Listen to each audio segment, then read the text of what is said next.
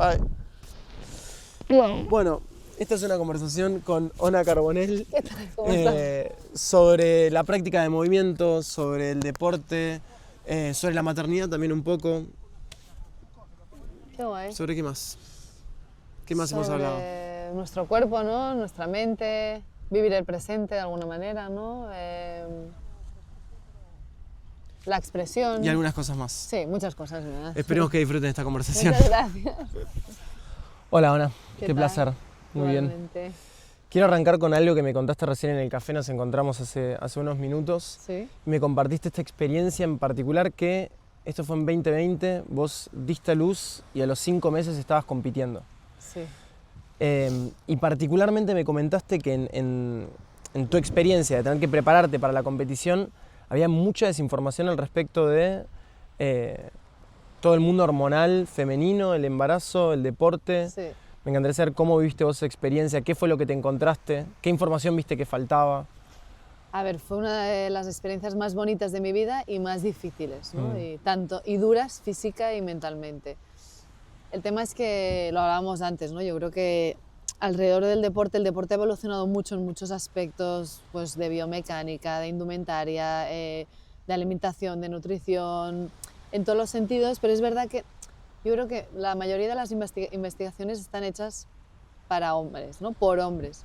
Y hay poco a nivel femenino. Y si ya vamos como a un nicho más que es la maternidad, incluso no solo maternidad, también pues hablamos, ¿no? De las menstruaciones, amenorreas por entrenar mucho y tener un bajo peso, ¿no?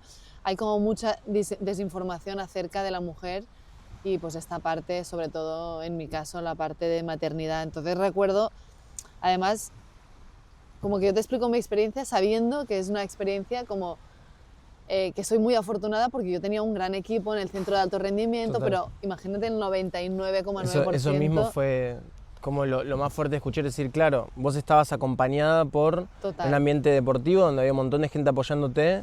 Profesional, súper profesional. Bueno, estábamos luchando por ir a unos juegos, por clasificarnos. Y todo, y tener este equipo, recuerdo con la doctora del equipo, que es una doctora especialista en alto rendimiento deportivo. Claro, yo daba pecho, dormía muy poco, nosotras entrenamos una media de 9-10 horas al día, 6 días a la semana, ¿no? Y claro, iba muerta, no dormía, tenía mucho sueño y ella me decía, tenemos que intentar, bueno, vamos a investigar acerca de la lactancia y ver cuáles son las mejores opciones, a lo mejor cuándo puedes dormir, cuándo te tienes que sacar leche, antes de competir, X, ¿no? Y recuerdo que pusimos lactancia y deporte de élite y como que no había ningún resultado. Uf.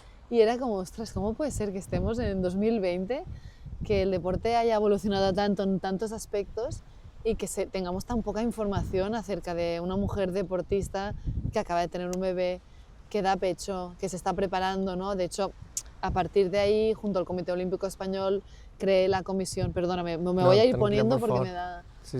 Creamos la Comisión de Maternidad y Deporte en el Comité Olímpico Español y un poco es para ello, ¿no? Porque te das cuenta, claro, una mujer que está embarazada no va a entrenar igual que una que no lo está, y lo mismo una mujer que está de posparto, ¿no? Y necesitamos profesionales específicos en estas etapas de pre y posparto, pues doctores, preparadores físicos, suelo pélvico, ginecólogas, nutricionistas, psicólogos, o sea, todo el entorno acerca de esa mujer que está viviendo una etapa distinta que cualquier otra mujer, ¿no?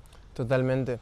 Y me quedo y le pongo mucho peso a esto que dijiste de imaginarse el resto de las personas, porque la creo que a veces hay la mercantilización de la información también, sí. Porque sucede a veces, como vos dijiste, la mayoría de los estudios están hechos sobre hombres, pero incluso lo que te comenté también en el café era, por ejemplo, muchos de los estudios sobre ayuno intermitente o sobre dieta cetogénica, por ejemplo, también están hechos en poblaciones con sobrepeso, que no es lo mismo que, no sé, una persona como yo de 25 años que no tengo sobrepeso.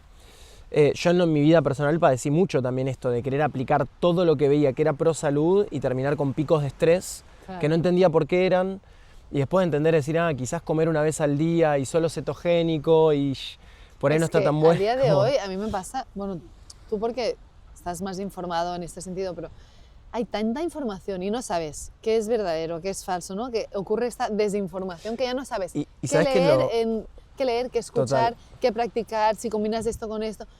yo me estreso a veces, incluso con los críos o a nivel mío, ¿no? Y he sido deportista y ya no sé exactamente qué comer, si es bueno o no el ayuno, si tengo que comer 2, 3 veces al día, 5, si, ¿sabes? O Sabes sea, que hay una cosa para mí que es muy...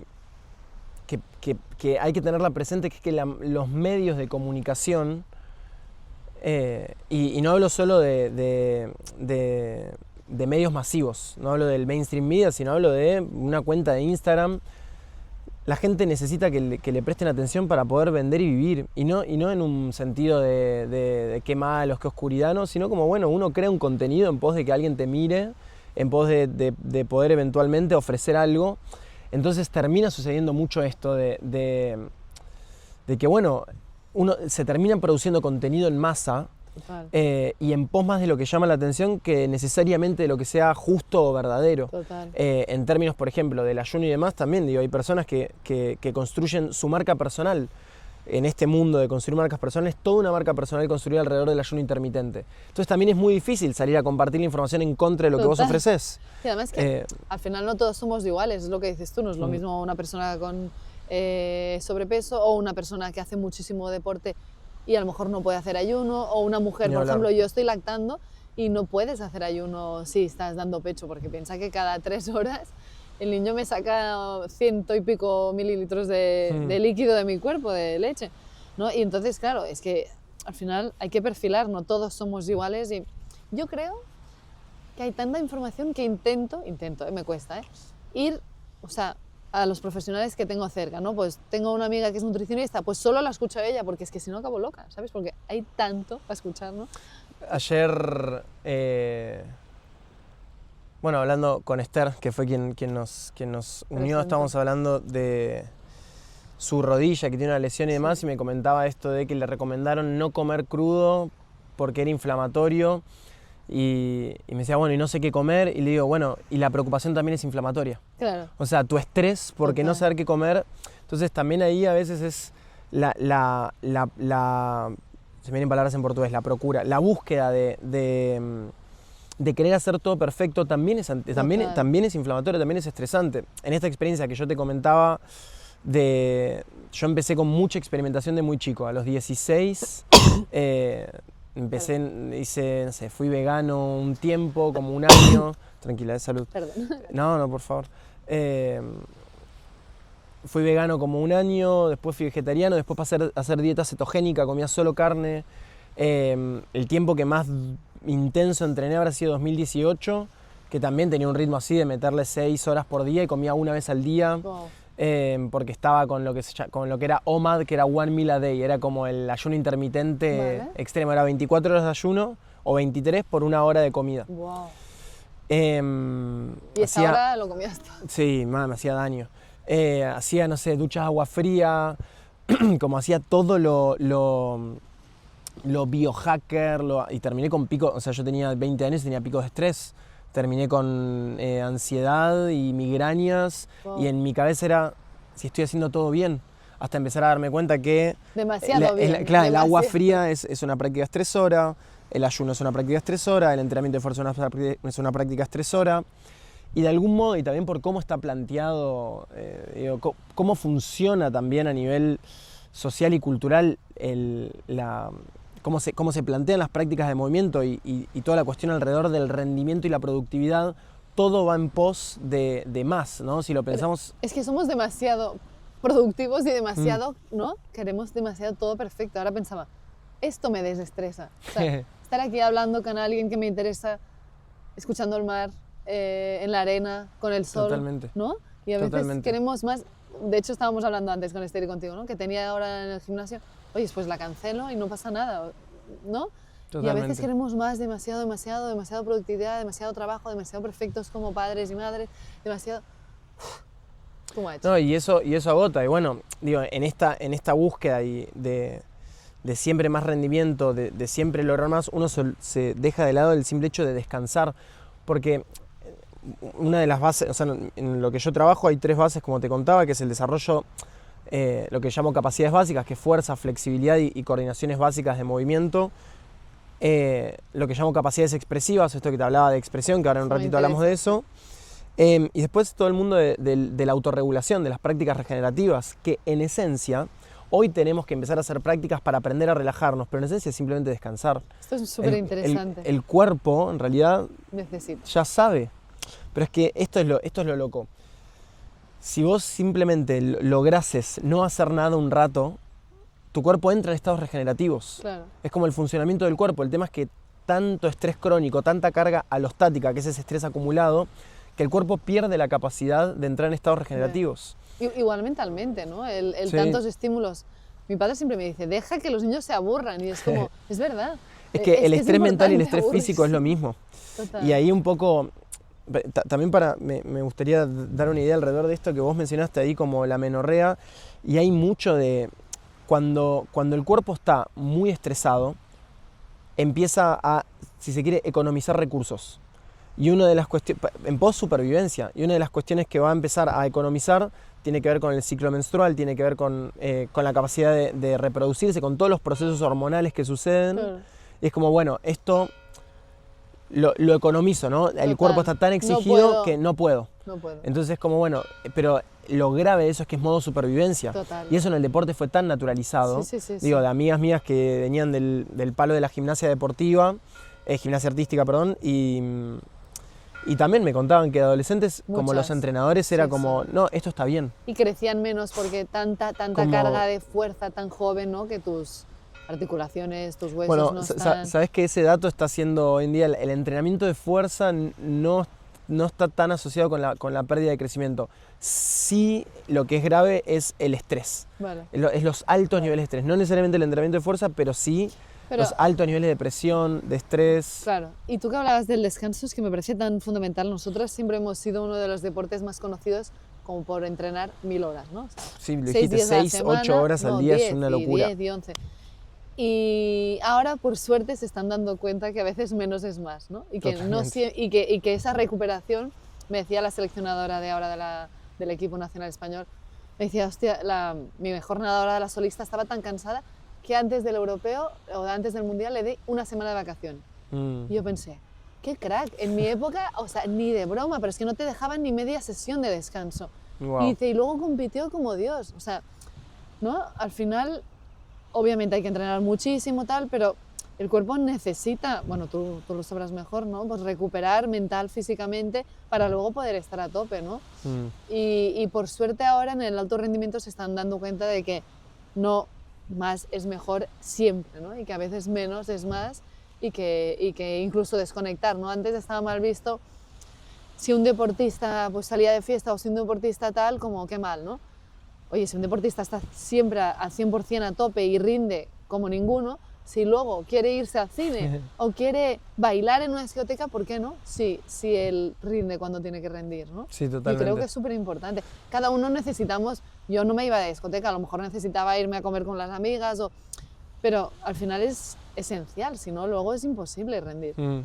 Y bueno, ahí también hay algo que de lo que hablábamos, ¿no? De una diferencia grande entre cómo vos llevaste las prácticas físicas en tu vida, que eran como deportivo, atlético, esta diferencia que yo siempre digo, ¿no? Como yo trabajo con gente que no paga sus cuentas de su actividad física. Sí, muchos de enseñar, o sea, trabajo con principalmente la gente que toma mis formaciones, mis cursos son profesores, o de Vale. yoga, o de pilates, o de calistenia, como de alguna disciplina en específico que acuden a mi equipo por lo general de lo que nosotros hacemos, ¿no? Porque Vale. traemos cosas de la danza, del entrenamiento de fuerza, de la acrobacia, de la lucha, pero sí no es gente que, digamos, paga sus cuentas con el rendimiento. Entonces, para mí hay una visión diferente, que es esta idea de la práctica al servicio de la vida, en vez de La vida al servicio de la práctica, Qué exactamente. Bueno, qué bueno. Ese mismo juego, ¿no? Es como entender que la práctica está ahí en pos de mejorar la calidad de vida y de involucrarnos más con la experiencia física, no que la experiencia física sea lo que paga mis cuentas. Vale, vale. Y ahí creo que una de las diferencias grandes que trae esto es que la experiencia individual y subjetiva tiene muchísimo valor. Como en esto que hablamos, por ejemplo, porque digo, abrimos con esto de la cantidad de desinformación que hay sobre el ciclo menstrual y el entrenamiento y demás. Hay dos libros que leí que a mí me gustaron mucho, uno que se llama Su sangre es oro, creo que era Lara Owen, y otro Luna Roja, creo que se llama. Vale.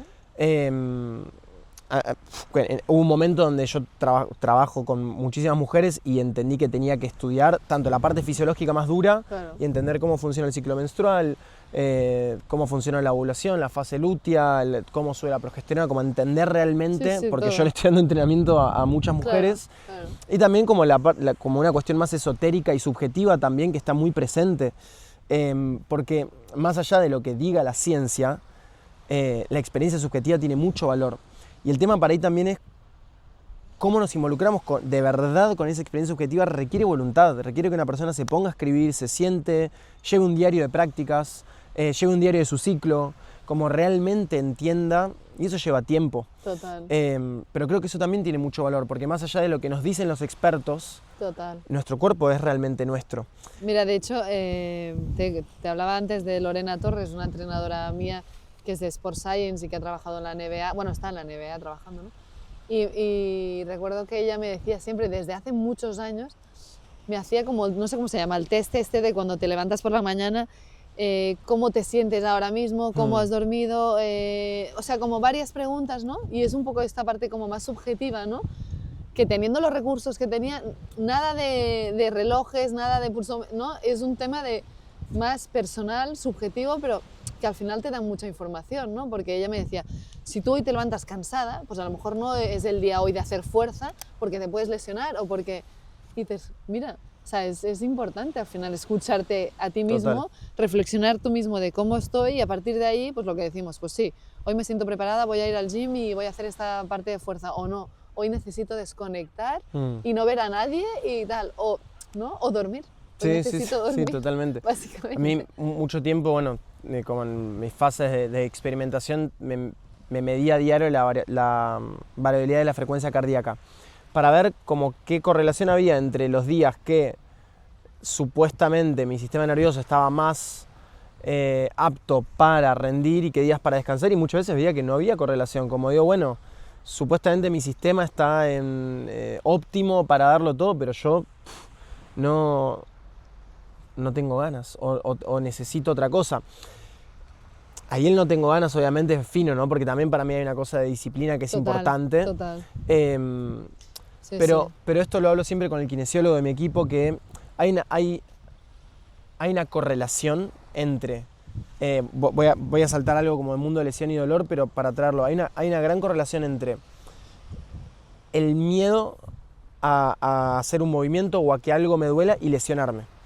Que no significa necesariamente que el miedo Total, hay te una diga... relación total. No significa que el miedo sea real y que a ver, lo que no se sabe y no se puede saber es si el miedo está porque de verdad es más propenso a la lesión o el miedo hace que sea más propenso a la lesión. Yo creo que el miedo hace... Bueno, Yo creo que el miedo cuando hace... estás un poco así... Nosotras, por ejemplo, mi pareja, mi marido, siempre me decía que para mis primeros Juegos Olímpicos, que había luchado muchísimo para llegar allí, ¿no? Siempre me decía, yo te quiero dejar en el avión sana y salva y que puedas ir a competir, porque un poco es, después de muchos años dejándome la piel, renunciando a todo por este objetivo, es que te tropiezas, te haces un esguince o te rompes X y adiós a tu sueño, ¿no? Entonces, esa parte de confianza y de, como yo soy mucho de visualizar tu objetivo, de que todo tu cuerpo y todo tu entorno, todo focalice en lo que tú quieres conseguir o estás soñando o es tu reto, ¿no? Entonces, cuando hay cosas que salen de allí, por ejemplo, el miedo a las lesiones, el miedo a que te ganen, al final te descentra de tu objetivo, ¿sabes? Y yo creo que esta parte de las lesiones pasa mucho que quien empieza a lesionarse va de una a otra, ¿sabes? Y no para, porque ya entras en un bucle de joder, qué putada, no sé qué, como me vuelva a pasar algo, me estoy recuperando. Y entonces es como que estás focalizando a... ¿sabes? Total. Se me viene una pregunta. ¿En algún momento en tu carrera te hablaron de la meditación? Sí. ¿Cómo fue? ¿Practicaste meditación? ¿Qué tal? Yo no sé si sé meditar como tal, pero a mi manera lo hago. ¿Qué entendés por meditar? Bueno, intentar estar en el presente, no sé si es así o no, pero, o sea, nosotros lo que hemos hecho mucho, que no es meditar, pero es visualización. Yo cada noche cada noche, hasta el gran objetivo o objetivos más a corto plazo, por la noche cerraba los ojos, nos ponemos con las piernas en alta y visualizo como, por ejemplo, ese momento, ¿no? Pues esos Juegos Olímpicos, esa final, cómo será la piscina, dónde estarán las rivales, tal, cómo voy a ser yo, tal. Entonces, y la rutina, ¿no? Y si hay un momento que lo haga mal, vuelvo para atrás, vuelvo a visualizar, ¿no? Y ese trabajo mental de, primero, de intentar familiarizarme en esa situación, porque claro, solo hay, nosotros piensa que nos jugamos 4 años de 60 horas a la semana en 3 minutos, o sea, tu mente y tu cuerpo tiene que rendir en esos 3 minutos después de 4 años de mucho trabajo, ¿no? Entonces, el visualizar y familiarizarte con esa situación y con ese momento hace que cuando llegue el momento estés más preparado.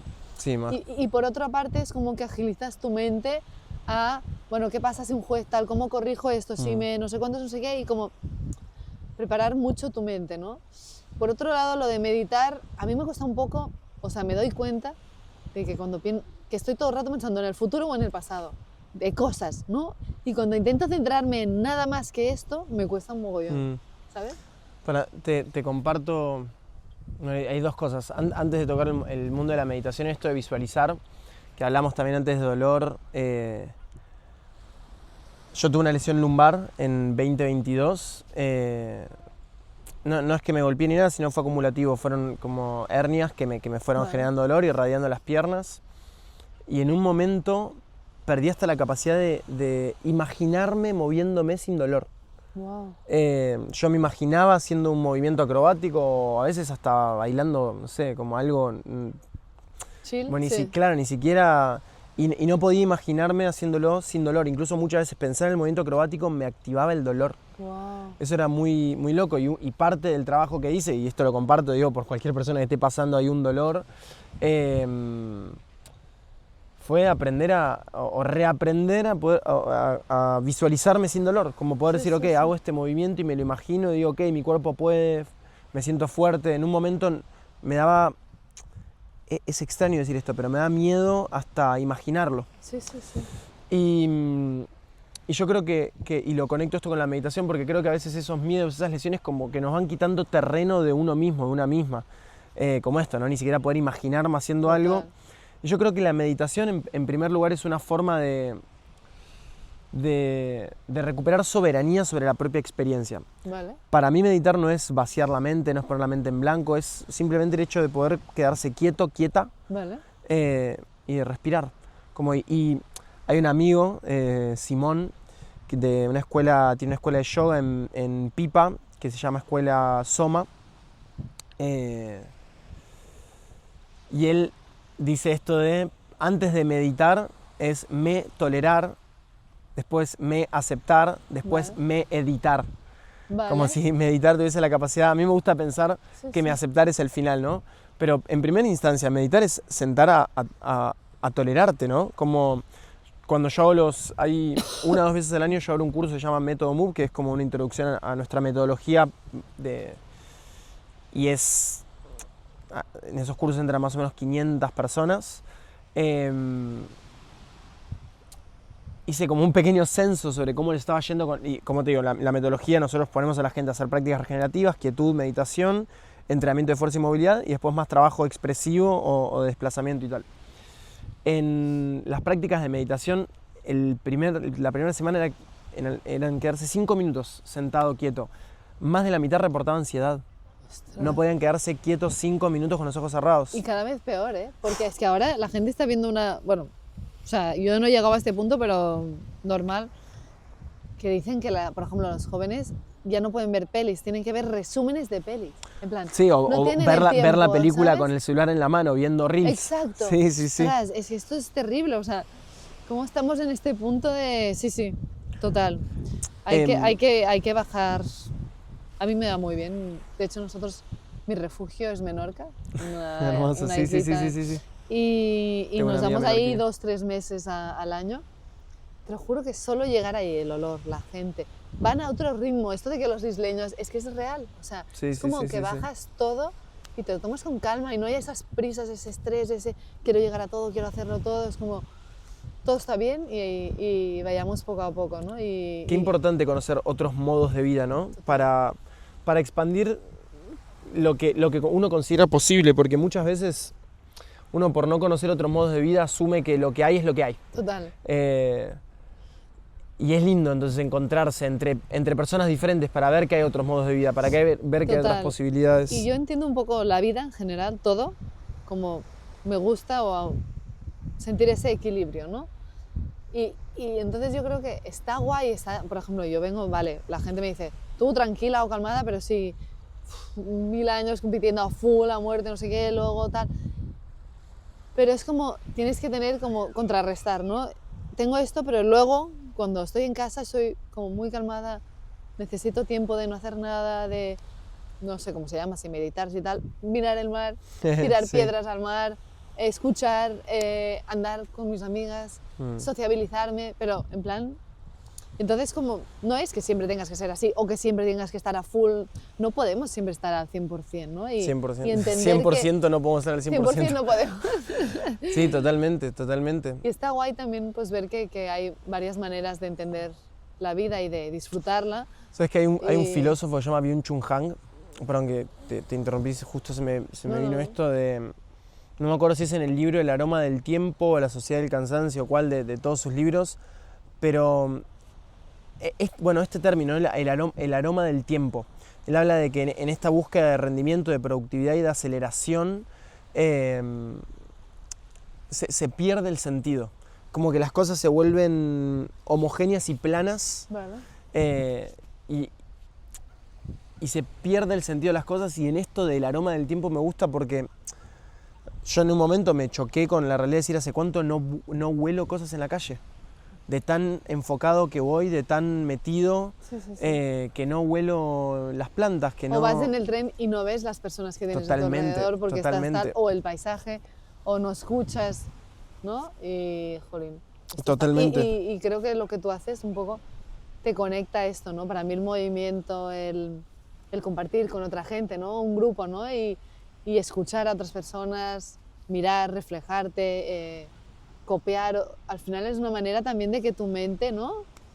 Solo seguir una coreografía es como te centra. Es un tipo de meditación, diría yo, ¿no? Te centra en ese momento, escuchar la música y dejarte ir.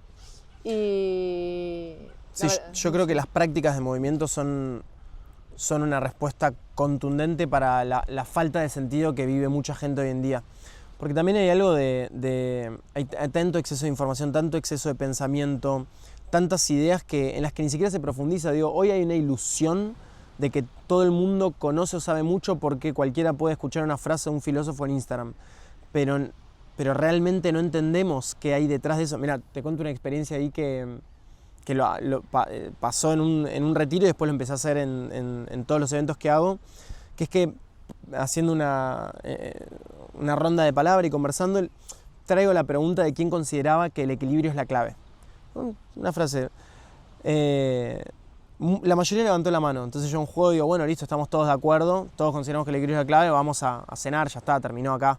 Después digo, bueno, pará, pensá una definición de equilibrio vos, pensá así, 3 o 4 personas. No la cambien cuando escuchen otra. Vale. Las 4 personas dieron una definición de equilibrio totalmente diferente. Claro. Totalmente diferente. Creemos que por ahí estamos hablando de lo mismo, pero en realidad estamos hablando de 4, en realidad eran 20 personas, digo, probablemente había 20 definiciones diferentes. Y no hacemos el trabajo de ir más en profundidad y creemos que sabemos, que conocemos, porque podemos reproducir discursos que parecen decir algo, pero no se hace el trabajo del pensamiento real. Y para mí hay algo en las prácticas de movimiento que nos sacan también un poco de ese lugar de creer que sabemos, de repetir, y nos meten en carne y hueso, ¿no? Algo que digo, a veces es fuerte pensarlo, pero yo creo que más que tener un cuerpo, nosotros somos cuerpo. No tengo una rodilla, yo soy esta rodilla. Está guay eso. Y eso, obviamente, al principio es un poco angustiante porque apavora, ¿no? Pensar soy cuerpo y qué pasa cuando me muero. Y todos esos cuestionamientos que está bien que los tengamos como seres humanos. Pero también para mí nos hace enfrentarnos con la experiencia física de una manera un poco más responsable. El cuerpo es lo único que tenemos. Y lo necesario que es, porque con la pandemia, ¿no? que todo era telemático, que no te veías, que no te abrazabas, que no te besabas, que no hablabas, que todo era en pantallas. Y luego se ha visto, ¿no? La necesidad que teníamos todos de ir al teatro, Totalmente. saltar en un concierto, ¿no? O sea, ponerle el cuerpo a la vida, claro, totalmente. claro, abrazar, ¿no? Algo tan sencillo que a lo mejor lo habíamos como, o sea, no, ahora le hemos dado la importancia que tiene, ¿no? El sentir, Y hay tanto por desarrollar en la experiencia física, porque vos dijiste abrazar y digo, y esto te digo de compartir experiencia, de haber compartido con luchadores, con bailarines, digo, dentro de diferentes disciplinas físicas la gente hasta abraza diferente. Total. Y eso es muy interesante para mí también, como decir, che, hasta en este nivel tan sutil el movimiento puede cambiar tu experiencia de vida, de cómo abrazás, de cómo te comunicás. Justo lo hablaba ayer yo tengo una formación online y ayer tuvimos una clase con el grupo de formación y hablábamos en relación y ahora entramos en el mundo de lo expresivo, a las vergüenzas que tienen las personas a la hora de bailar, de moverse, y cómo esto afecta hasta tu comunicación.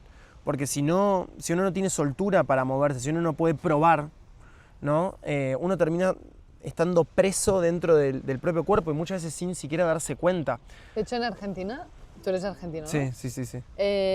Tenemos muchos amigos aquí argentinos y nos cuentan, ¿no? Que en el colegio vosotros estudiáis mucho, hacéis muchas cosas orales, ¿no? Exámenes orales, ¿no? Sí, muchísimo.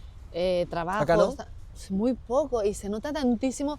Tenéis un desparpajo a la hora de comunicar, ¿no? Pues de las manos, la mirada, la expresión, y nosotros tenemos muchísima vergüenza a cualquier, ¿sabes? Desde niños, porque como que no nos han dado la oportunidad. Para mí es como básico, o sea, es como una de las mejores herramientas que tenemos para cualquier cosa en la vida, para ser deportista, para ser cocinero, si no sabes comunicar, si no sabes expresar, si no sabes utilizar tu cuerpo, si no rompes la barrera de la vergüenza, ¿no? Mis hijos muchas veces, ay, es que no quiero porque esto... Digo, yo lo entiendo que te dé vergüenza, pero es que cuando lo afrontas esa vergüenza, es como que te da alas para cualquier cosa, ¿no? Totalmente. Y yo creo que jolín, sé, por los compañeros que tenemos aquí, y además se nota, o sea, tenéis como un desparpajo, como una facilidad en general, que claro, que nace desde el colegio. Sabes que en esto que dijiste, ¿no? Como romper la barrera de la vergüenza. Bueno, ni hablar, por ahí esto es una frase como muy contundente, es como un postulado así, pero yo confío firmemente que las personas que mejor se comunican son las personas más felices. No que se comunican mejor por ser felices, sino que son más felices por comunicarse mejor. Claro. Porque comunicarte mejor te permite profundizar más en tus vínculos, te permite expresar más lo que necesitas. Total. Soltar. Totalmente. Sí.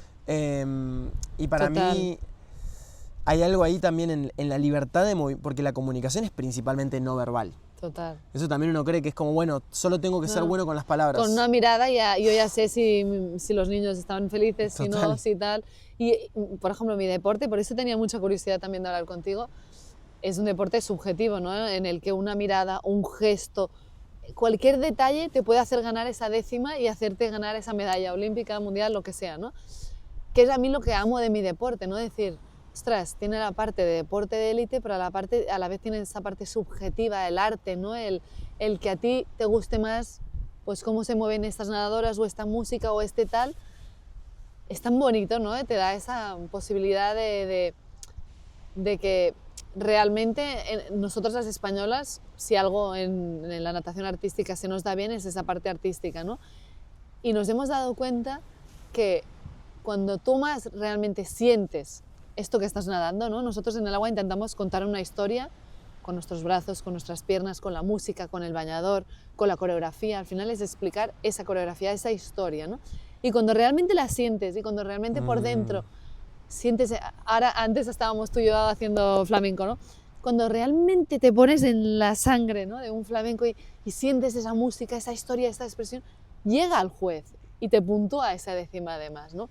Qué importante es para mí en la vida y en mi caso en el deporte esa parte de emoción, de esa parte artística, ¿no? De los detalles y de sentirlo, ¿no? Sí, a mi hijo mayor le encanta ahora el baile, está todo el día Michael Jackson, no sé cuántos, no sé qué. Hermoso. Le encanta. y entonces es verdad que cuando hay gente le da mucha vergüenza, mucho pavor, ¿no? Pero yo lo veo tan él, o sea, cuando se pone a bailar y empieza chun chun, y a veces me dice, no me pongas música, y él empieza chun chun, chun chun, chun, ¿sabes? Qué Se pone, hermoso, qué y precioso. dices, guau, qué guay, o sea, Qué realmente precioso. es su manera de o sea, veo que es cuando es más él, ¿no? Y cuando, no sé, y dices, jolín, qué guay, que el baile, el movimiento, la expresión, está, o sea, te hace sentir algo tan puro y tan necesario. Y yo, claro, me acabé quemada, entre comillas, ¿no? Pero ahora fueron muchos años, mucha intensidad, mucho todo.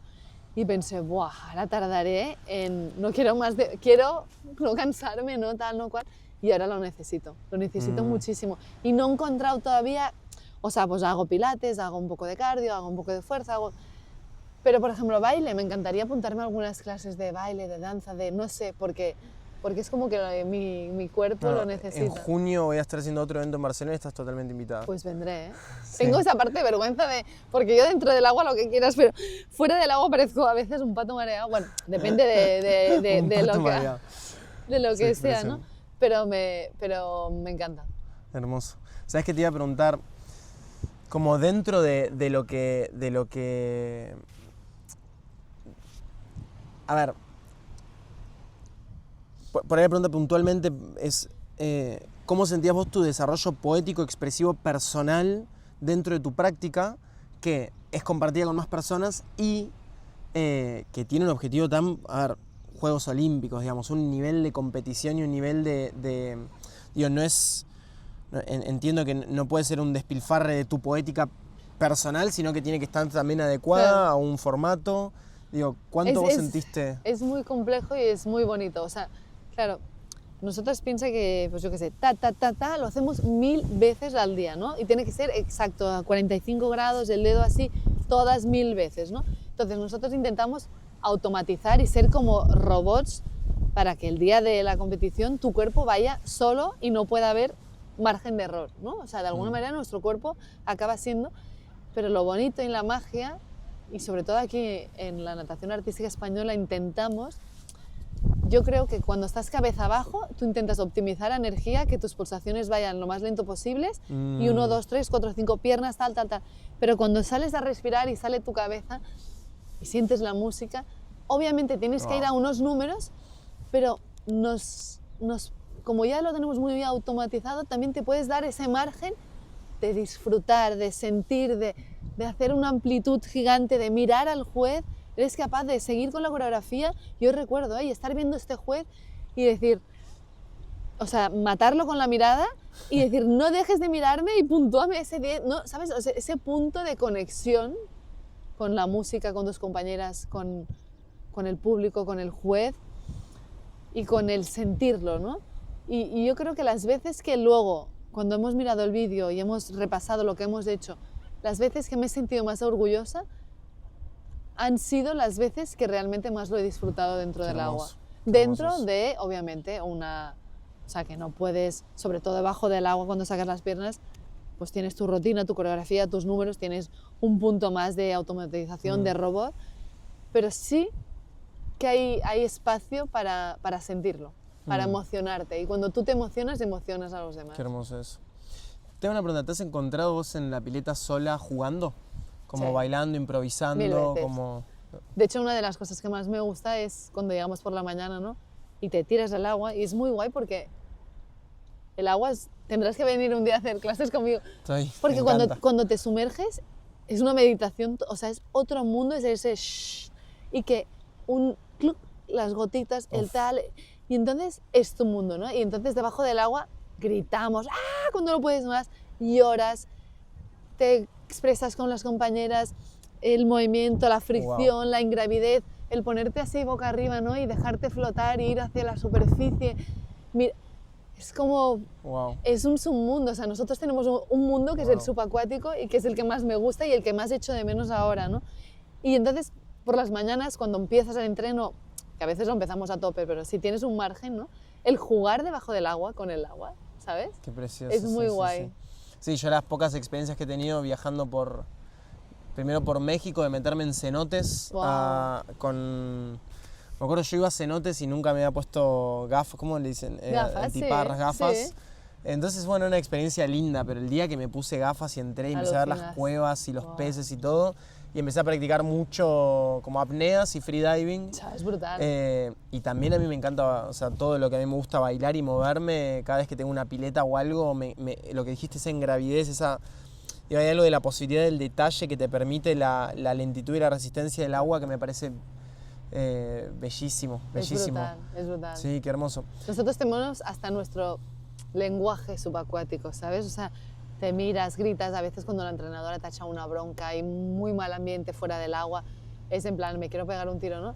Y de repente bajas y te conectas con tu compañera, si tienes que llorar, lloras, pero en tu espacio, en tu mundo, nadie te ve, nadie te grita, nadie te, ¿no? Y al revés también, ¿no? Llorar abajo del agua. Sí, sí. Wow. De hecho, de que sales y tienes que vaciar las gafas porque están llenas de lágrimas.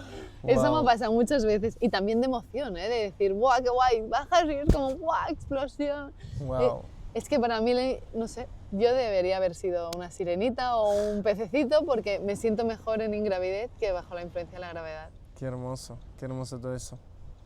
Qué lindo. Sí. El movimiento es muy diferente en ingravidez y es muy guay también. Sí, y con esto que dijimos, por ejemplo, del abrazo, hay algo también de las calidades de movimiento y la suavidad y las tensiones del cuerpo que te permite también este trabajo del agua, que me parece interesante pensar cómo eso también afecta cómo vos te movés fuera del agua, ¿no? Y cómo hay un fenomenólogo, un filósofo que se llama Merleau-Ponty, que trae estas ideas, ¿no? de que el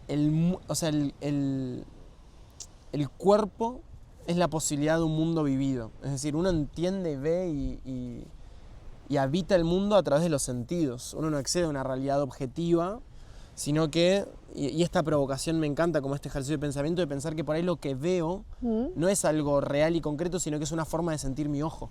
Vale. O sea, todo esto que nosotros tenemos acá es de algún modo, como si algo me tocase, es literalmente la forma en la que se siente el ojo cuando la luz te toca. Vale. Lo mismo lo que uno escucha. Y en base a estas ideas, uno puede empezar a pensar que uno camina por el espacio del cuerpo y que en la medida que se transforma el propio cuerpo también se transforma la percepción de la realidad. Y esto incluso hay un psicólogo experimental que trabaja en deporte, principalmente en tenis y en béisbol, que se llama Rob Gray, Vale. que está haciendo como todos unos estudios en relación a cómo se transforma la percepción de la pelota y del bate y literalmente cómo ve tu ojo. Vale. O sea, se transforma tu percepción de la realidad en lo más concreto del tamaño de la pelota según tu capacidad de actuar sobre la pelota. En ese caso Qué específico, curioso, wow. sí, en ese caso específico es como, y esto es una experiencia que vos probablemente tuviste, que es, por ejemplo, cómo el tiempo se puede llegar a diluir, ¿no? Como en un compás, de repente se frena el tiempo y vos por ahí un periodo de 4 segundos se detiene por completo. Si estás tan conectado, pero tienes que estar muy focalizado y muy conectado. Pero esto que te cuento yo ahora pienso, ¿cómo? No entiendo. ¿Cómo puede ser que en sincro todo pasa en milésimas, o sea, esto? Y vos estás presente en todo. Y incluso Totalmente. separar al tiempo sin pararse, pero que estuviera viendo al juez y pensando, y me acuerdo que en Londres, en los Juegos Olímpicos, vi a mis padres en la grada, que habían 15.000 personas, Wow. y dijo, wow, se deben estar emocionando mientras hacía la coreografía, y encima yo pensar, Ona, deja de pensar en tus padres mientras, ¿sabes? Sí, y sí, focalízate, sí, ¿no? sí, sí, Entonces sí. dices, ¿cómo es posible? O sea, ¿cómo me dio tiempo a todo esto, ¿no? Bueno, ahí es donde me parece increíble esta idea de la manera en la que nos movemos, nuestras capacidades físicas, afecta la manera en la que percibimos el mundo. Y desde ya también que nuestras ideas, o sea, las ideas que nos habitan y las formas que nosotros tenemos de percibir el mundo afectan la manera en la que nos movemos. Total. Un poco más volvemos a este tema de la vergüenza y el baile. Total. Uno se siente limitado, limitada a moverse, no por sus capacidades físicas, sino por sus ideas. Total. Por la manera en la que interpreta el juicio ajeno, por dónde deposita las amenazas. Y cómo está tu cuerpo, tu postura, influye a cómo te sientes, ¿no? Antes te contaba, ¿no? Total. Que con los niños en brazos, físicamente no estoy pues ni en mi peso, ni mi fuerza, ni tal, ¿no? Entonces como que no estoy ahora mismo hiper orgullosa de mi cuerpo, aunque sí, porque ha dado a luz a 3 niños y me siento súper orgullosa, ¿no? Pero me refiero, pues a lo mejor no es mi mejor momento físicamente y siento que mi postura está peor, ¿no? Y dices, qué curioso. Y cuando tu postura no está, pues, al 100% te haces pequeñito mentalmente, ¿no? Y como cuando, al revés, a veces cuando trabajo con la especialista de suelo pélvico o preparadora física, ¿no? Y trabajo un poco, ¿no? Pues esta parte postural y tal, y dices, ¡buah! Como es diferente, ¿no? Cuando afrontas la vida. Yo siempre, en los Juegos Olímpicos muchas veces, en la Villa Olímpica que estamos viendo todos los deportistas, jugamos el juego más que siempre hacemos es a descubrir qué deporte es, ¿no? Claro, 2 metros y tal, baloncesto. Básquet, sí. Unas chicas súper delgaditas y tal, rítmica, no sé qué, vóley, ¿no? O muy fuertes y más bajitos, gimnasia, o, ¿sabes? Espaldas así, nadadores, ¿no? Sí, sí, sí, sí, sí. Y entonces las de rítmica, ballet, tal, tienen una postura tan increíble, ¿sabes? O sea, están tan centradas en su cuerpo, están siempre conectadas, tanto, ¿no? Ese cuello, que no sé si es lo correcto o no correcto, ¿no? Pero yo creo que desprenden, o sea, que están conectadas mucho, ¿no? Y a mí ahora mismo me falta un poco esta conexión mente-cuerpo. Total. Sí, sabes que bueno, pienso muchas cosas. Uno es que independientemente de que la postura sea correcta o no, hay algo que yo siempre digo en mis seminarios, que es la diferencia entre que el cuerpo te suceda o uno suceder el cuerpo en el espacio. ¿Vale? ¿Qué significa? Por ejemplo, en este momento, no sé, vos no sos consciente de la posición en la que están tus manos. Eso es el cuerpo sucediéndote. Vale. Otra cosa es decir, ok, yo voy a poner las manos en esta posición. Vale. Cuando uno toma decisiones con el Sí. cuerpo, eso se deja ver y hay una presencia que aparece, ¿no? Vale. Como hay algo de suceder el cuerpo en el espacio. Vale. Yo creo que eso tiene mucho que ver también con esta conexión mente-cuerpo, que por ahí no importa tanto si la postura es esta o esta, ni hablar de Es que que el tú- contenido mental cambia. Esto yo Claro. siempre digo, uno cree que es dueño y amo de sus propios pensamientos, pero digo, caminá mirando al piso o caminá mirando al cielo y vas a ver que pensás cosas diferentes. Total. Totalmente. Pero también esta cuestión de tomar decisiones con el cuerpo, ¿no? Como de estar en esta conversación Sí, sí, y sí. tener conciencia de, ok, ¿en qué momento tuviste conciencia de tus pies? Total. O de tus rodillas, o de tu Total. cuerpo. Como hay algo de eso para mí también que definitivamente requiere más atención, o sea, le quita espacio al cerebro para pensar en otras cosas, pero para mí Total. también le quita el espacio para distraerse. Exacto. Es como estoy acá. Sí, sí, sí, sí. Es para mí parte De de eso hecho, de estar presente. Total. De hecho, los deportistas, al final, nuestro cuerpo es nuestra herramienta de trabajo, ¿no? O sea, nuestra mente también. ¿Sabes qué? Pero, Provoco eso porque ahí para mí hay lo que hay que desandar. El cuerpo es la herramienta de trabajo de absolutamente de todo todos. ser humano. Claro. El que trabaja con la Claro, computadora pero está trabajando con nosotros el somos cuerpo. conscientes, el deportista. Y en totalmente, cambio, en totalmente, el día a día de la totalmente. vida no le das la prioridad que debería tener, Totalmente. ¿no? Tu cuerpo. Y es lo guay del deporte, que nos hemos centrado, yo me he centrado muchos años en cuidar a mi cuerpo para que mi cuerpo rinda, en ser consciente de cómo me levanto por la mañana y qué tal están mis articulaciones, en tener una postura. Y en cambio, ahora es como que he abandonado un poco mi cuerpo y digo, hostia, pues quiero cuidar a mi cuerpo, ¿no? Al igual que cuidamos que comemos, ¿no? Y sabemos que comer X te hace sentir de una manera y es esa conexión que esto te lo da mucho el deporte, es estos espacios, ¿no? El movimiento, la parte, no sé. O sea, es que puntualmente te pregunto, ¿no? Como de tantos años de competición, ahora, ¿qué es lo que sobrevive? Digamos, ¿cómo es tu práctica hoy? ¿Cómo se ve tu semana?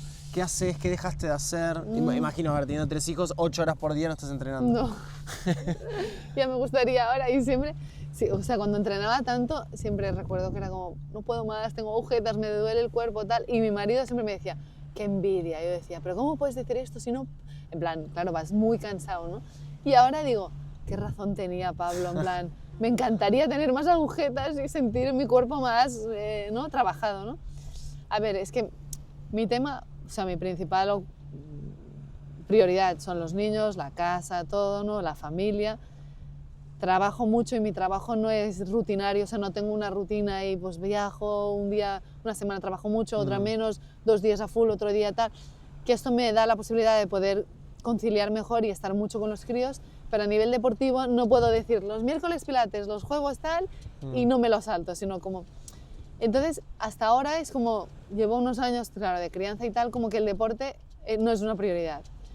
Y ahora estoy intentando ponérmelo como una prioridad. Y si no puedo limpiar hoy el no sé qué o ordenar o no sé qué, pues me da igual, pero quiero ir, ¿no? Y dentro de esa que me estoy poniendo como un parte de mi prioridad, pues me gusta mucho andar pues en subida. Yo no sé correr, tampoco tengo el suelo pélvico ahora mismo preparado para ello, y también soy muy flexible y me rompo un poco, pero andar me encanta. Esa parte diría que es como mi cardio, ¿no? Pero largo, ¿eh? En plan 1 hora y fuerte y tal, o en cinta o fuera. Luego me gusta el pilates, me gusta el yoga, y luego lo que antes no me gustaba nada y es la fuerza, que sé que es súper importante. Y antes yo odiaba ir a un gimnasio, coger pesas, tal, y ahora lo estoy haciendo porque siento que lo necesito y luego la parte para mí acuática, de baile, de tal, pues es lo que te decía, me falta y me encantaría tenerla más porque, digásemos que mental y emocionalmente me llenó muchísimo esto. Hermoso, hermoso. Sí, bueno, ahí un poco esos ejes, ¿no? que hablaba. El entrenamiento para más de fuerza.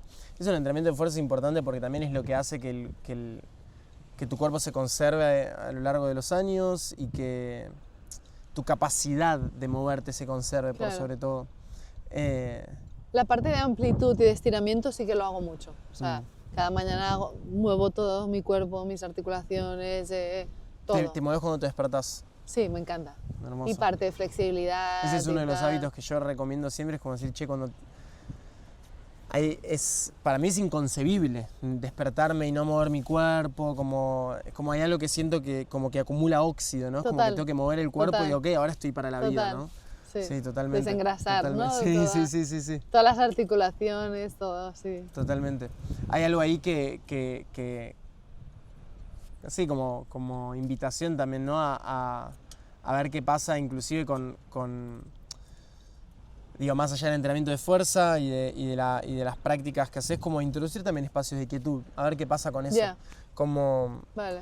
Siento que hay algo ahí observo de trabajar hace muchos años con esto, hay algo muy lindo que se le gana, como una cierta tranquilidad a la experiencia. Hay algo que decías ahí de estar siempre en el futuro o en el pasado, y esa posibilidad creo que meditar e improvisar son como los dos símbolos más grandes de gustar de uno mismo. Vale. Improvisar es moverme, es bailar, es jugar, es como decir, ok, gusto de mi movimiento, gusto de mi cuerpo. Y meditar es decir, che, gusto de estar conmigo. De cerrar los ojos y que no tenga que pasar nada para estar bien, ¿no? Y a veces, obviamente, meditar va a ser estar con 10 minutos con los ojos cerrados y o dando pecho al niño y no pensando nada más que... Total. Sí. Ay, lo de improvisar es muy gracioso porque nosotras hacemos muchas sesiones de improvisar. O sea, para crear la coreografía nos ponemos músicas y es improvisar. Da igual si sale, o sea, si es algo feísimo, si es algo que no tiene sentido, da igual. O sea, movimientos a veces y dejar nuestro cuerpo hacer cosas. Y de ahí siempre salen cosas que trabajándolas, pues son movimientos increíbles, ¿no? Total, qué hermoso. Sí. Como para cerrarte, me encantaría preguntarte algo. De toda tu experiencia que tuviste con el deporte, con la competición, ¿hay algo puntualmente que tengas así como una lección o un aprendizaje que crees que sería potente que escuchen personas incluso no deportivas, ¿no? Vale. En relación a los objetivos? Porque, a ver, más allá de que hay personas que no están dentro del mundo del deporte, todos tenemos objetivos, todos estamos como queriendo ir a por algo, y creo que algo que tienen los deportistas es que hay un nivel de foco en ese objetivo. Total. Y un nivel de, vos lo decías, me iba a dormir visualizando. O sea, hay casi una sensación de obsesión por la cosa. No, sin el casi. Hay una obsesión por la cosa. Somos unos obsesivos. Que yo lo digo con mi proyecto igual. Por ejemplo, yo más allá de mi movimiento, digo, hay una pasión por querer hacer crecer esto que estoy creando, que también yo me voy a dormir pensando en esto, me levanto pensando en esto, escribo a la mañana sobre esto. Comes pensando en eso. Sí, totalmente. Sí. Total. Mira, yo... O sea, el deporte me lo ha dado todo, entonces me ha enseñado muchas cosas el deporte, pero a lo mejor uno de los aprendizajes más grandes y que más me ha ayudado como deportista, pero también a crecer como mujer, es el poder de la adaptación. Lo importante que es adaptarse, ¿no? Hay una frase que me dijo una entrenadora que dice, los buenos se quejan y los mejores se adaptan, ¿no? Y al principio yo era bastante reticente en plan, ¿qué significa adaptarme? Porque yo soy como muy, no, luchadora y si tal, venga. Y a veces me pegaba contra la pared días y días y días, ¿no? Hasta que entendí esta parte, ¿no? de la importancia de que no siempre se puede luchar contra algo, contra alguien, ¿no? Y que a veces hay que adaptarse a las circunstancias, a los momentos, a las personas, en nuestro caso a los rivales, al equipo, ¿no? Y que no siempre hay un único camino y a veces se pueden tomar otros caminos que te hacen llegar al mismo punto, ¿no? Y te das cuenta que los grandes deportistas son personas que se han adaptado a todo, no son los que tienen mejores condiciones, los más inteligentes, o sea, son personas que han entendido pues que hay adversidades en el camino, que tropiezas, que hay piedras en el camino y que han sabido adaptarse. Y adaptarte significa aceptar. Y aceptar esas derrotas, aceptar esas caídas, aceptar esas lesiones, aceptar que hay veces que los rivales son mejores que tú. Bueno, hay veces no, casi siempre, básicamente. Y esa aceptación, esa adaptación y ese seguir luchando, volver a luchar, ¿no? Entender como esa frustración, ese fracaso como parte de ese camino es uno de los aprendizajes más grandes que he hecho, ¿no? Y cuando me he dado cuenta de que me tenía que adaptar a cosas que no me gustaban y que no quería que formaran parte de mi día a día y he entendido que sí o sí, si quería ese objetivo, eran parte del camino, cuando lo he entendido es cuando he crecido y cuando he evolucionado mucho más rápido, ¿no? Qué hermoso, qué hermoso, sí. Qué bueno. Sí. Bueno, Ana, un placer. Un placer. Gracias, disfruté mucho La esta conversación. siguiente... Estoy para encontrarnos en el agua, 100%, y estoy para encontrarnos en la sala de práctica. Exacto. Hermoso. Muchísimas gracias a ti. Gracias.